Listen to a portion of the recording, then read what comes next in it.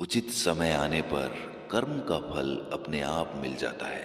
समय आने पर ही सूरज निकलता है, समय आने पर ही रात होती है, समय आने पर ही किसान की फसल पकती है। लेकिन समस्या तब पैदा होती है जब हम समय से पहले ही फल की चिंता करने लगते हैं। संत कबीर का एक दोहा है, धीरे धीरे रे मना, धीरे सब कुछ होए, माली सींचे सो घड़ा, ऋतु आए तो फल होए। यानी कि धीरे धीरे मेरे मन तू अपना काम करता रहे, क्योंकि धीरे चलने से ही सब कुछ होता है। कोई माली किसी पेड़ में चाहे 100 घड़े पानी डाल दे, लेकिन फिर भी ऋतु आने पर ही फल लगेंगे। लेकिन विडंबना यही है कि सही समय तक सभी लोग इंतजार नहीं कर पाते, और इंतजार नहीं कर पाते इसीलिए असफल हो जाते हैं। जो भी इंसान अपने जीवन में सफल होना चाहता है, उसे ये समझना चाहिए कि एक जगह ही मिट्टी खोदने से कुआं बनता है और उसी कुएं से पानी निकलता है जो हमारी प्यास बुझाता है।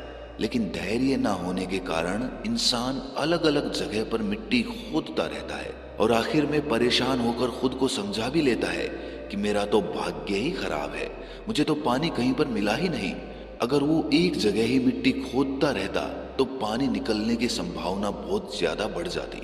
एक जगह मिट्टी खोदने का तात्पर्य यहाँ पर यह है कि आप जो कर रहे हैं, आपने जो किया है, जिसमें आपका हुनर है, जो आपने सालों साल सीखा है, उसी पर अपना समय लगाते रहिए।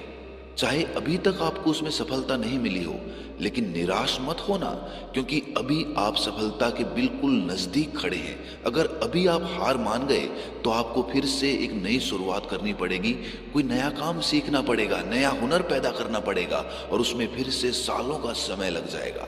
अभी तक जो सीखा है, अभी तक जहां पर मेहनत करी है, वहीं पर मेहनत करना जारी रखिए। अगर दरवाजे पर पहुंचकर वापस लौट गए तो खुद को कभी माफ नहीं कर पाओगे।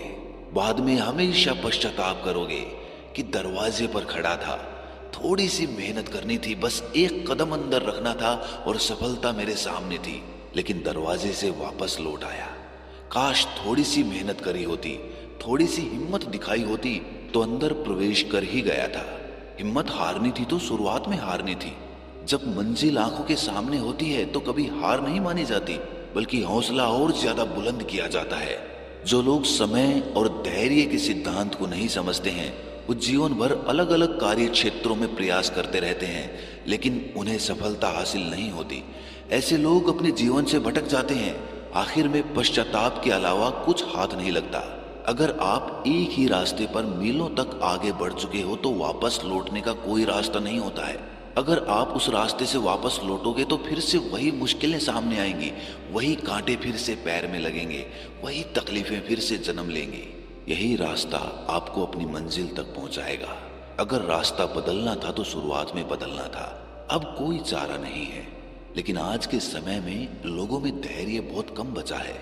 दूसरों की देखा देखी, दूसरों से प्रभावित होकर इंसान तत्काल सफलता हासिल करना चाहता है, और इसीलिए जल्दी सफल होने के चक्कर में वो अपने जीवन में ऐसे शॉर्टकट्स पकड़ लेता है जो उसे अंधेरी दुनिया में भटका देते हैं, गलत कामों की तरफ उसे धकेल देते हैं, जहां से वापस लौटने का कोई तरीका नहीं होता है। ब्रह्मांड के अखंड नियमों में से एक नियम ये भी है कि समय आने पर ही सब कुछ होता है। इस प्रकृति के नियम को आप हर चीज में पाएंगे, हर वस्तु में पाएंगे, हर काम में पाएंगे। एक बच्चा 9 महीने में ही जन्म लेता है। 9 महीने से पहले अगर कोई बच्चे की अपेक्षा करे तो वो मूर्ख होगा, क्योंकि प्रकृति का विधि विधान समय के अनुसार चलता है। ऋतु आने पर ही फल लगेगा, सुबह होगी तभी धूप निकलेगी, रात होगी तो अंधेरा होगा। आपको नहीं लगता कि प्रकृति के सभी नियम समय के अनुसार ही चलते हैं? तो फिर आप और हम प्रकृति के बाहर कैसे हो सकते हैं? हमारे नियम प्रकृति के नियमों से बड़े कैसे हो सकते हैं? और अगर हम प्रकृति के नियम समझते हैं तो हम ये क्यों नहीं समझ पाते कि प्रकृति के नियमों के अनुसार समय आने पर ही हम सफल हो पाएंगे? क्यों हम सही समय तक इंतजार नहीं कर पाते? इसका जवाब ये है कि हमें सही समय का पता ही नहीं होता। सुबह का और शाम का तो हमें पता होता है कि किस समय आएगी, लेकिन हमारी सफलता हमें कब मिलेगी उस समय का हमें सही सही पता नहीं होता, और इसीलिए हम उम्मीद हार जाते हैं, अपना रास्ता बदल देते हैं और जीवन में असफल होते चले जाते हैं।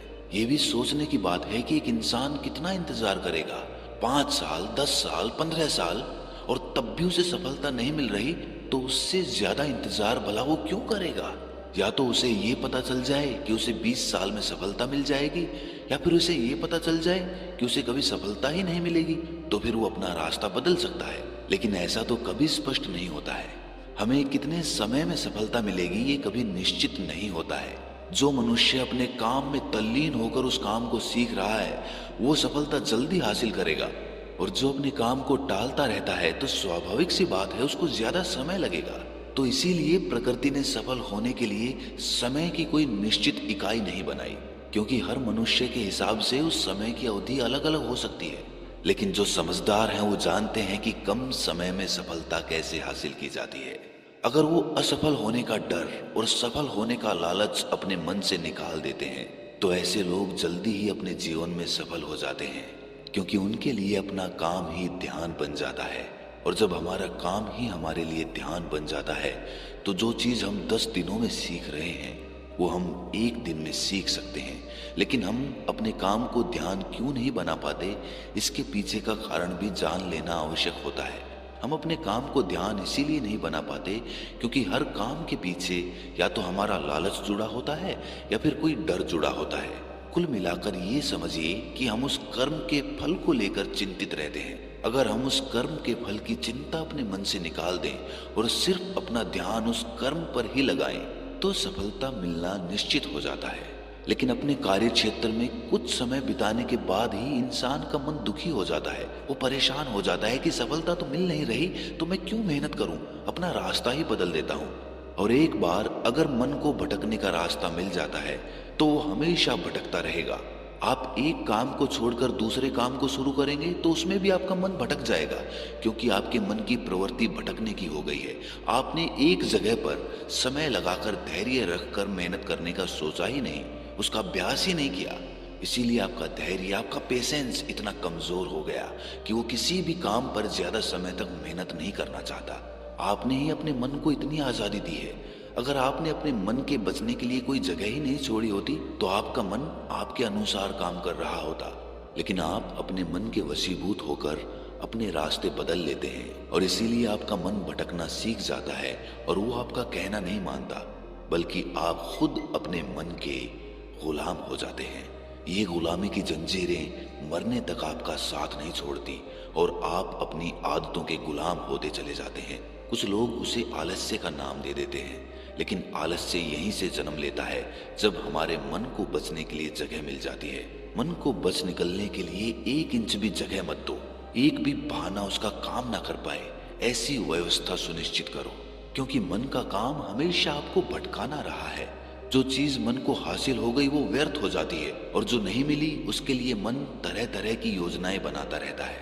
मन का स्वभाव एक जगह ठहरना है ही नहीं, वो पानी की तरह बहता रहता है।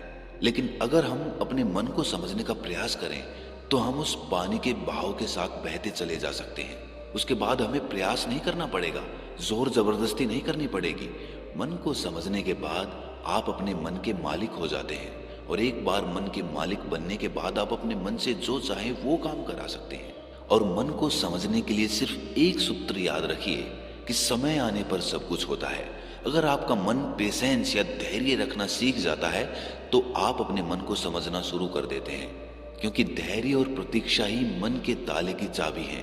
मन को जल्दबाजी में समझा ही नहीं जा सकता। ये इत्मीनान का काम है, ये ध्यान का काम है। जब आप ध्यान करना शुरू करते हैं तो आपके मन का धैर्य बढ़ना शुरू होता है। आप एक ही जगह पर बहुत देर तक केंद्रित रह सकते हैं और इसीलिए आप अपने मन की गतिविधियों को समझना शुरू कर देते हैं। आपका मन जल्दबाजी की वजह से इधर उधर भागना बंद कर देता है और उसके बाद आपके मन के ताले की चाबी उसे खोलना शुरू कर देती है। और धीरे धीरे जैसे जैसे आप अपने मन को समझना शुरू करते हैं वैसे वैसे आप पाते हैं कि मन के नीचे तो खजाने दबे हुए थे। आपको अपनी अद्भुत शक्तियां पता चलेंगी जो शायद ही आपने कभी महसूस की हो। लेकिन जोर जबरदस्ती से बिल्कुल नहीं होगा, प्रेम से होगा, धैर्य से होगा, प्रतीक्षा से होगा।